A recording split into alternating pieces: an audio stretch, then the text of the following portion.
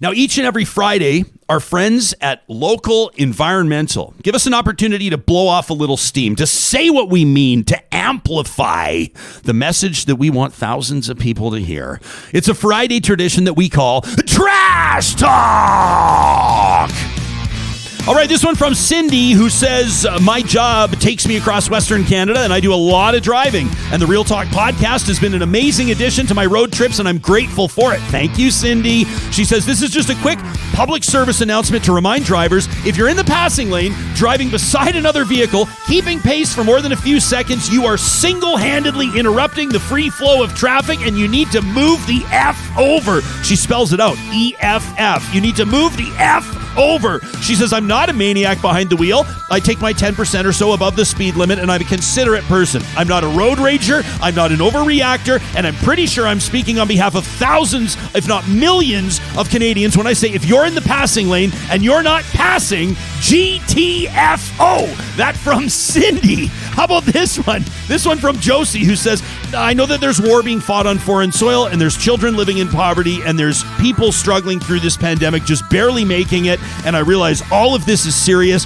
and not at all funny, and I recognize that my concerns are trivial.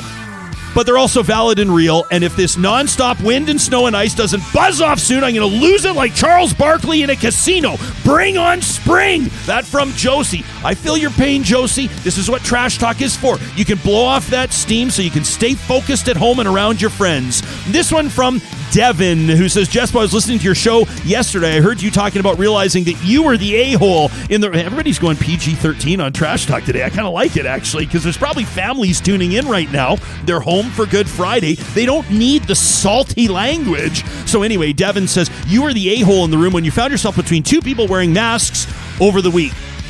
I find myself in this situation often. The last time I was in my local drugstore, I was running in quickly to grab some mouthwash. I threw on my trusty N95, and as I waited in line, I had a lady tap me on my shoulder. I turned around and had her say to me, you know, you don't have to wear that anymore, honey.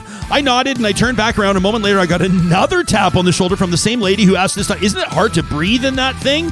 So I told her I have no problems. She said I can't stand them. So now I'm getting a bit annoyed, says Devin. He says I could lay into her about how I'm trying to set a good example for my kids. I could let her know my grandfather's immunocompromised or how I still don't feel safe being out and about just yet. But why should I have to?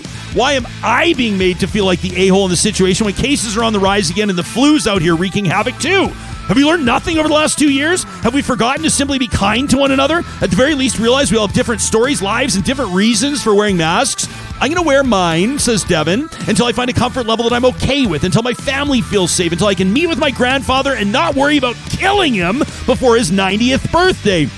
Happy early birthday, Gramps. Devin says, be kind, wear a mask, or don't. I'm not out here bothering folks about their life choices, and I don't want to be hassled for mine. But if I was, I would say mask up, be safe, and as Dr. Markland said on Real Talk yesterday, don't be a turd, get your third. I love that. Says peace and love, and I mean it. Signed, your friendly neighborhood mask-wearing a-hole. That from Devin. Very well done. And this one from Maddie. I like this one. This is not so much trash talk. Maddie said maybe this could be trash talk. I said I like it as a closer on this Friday.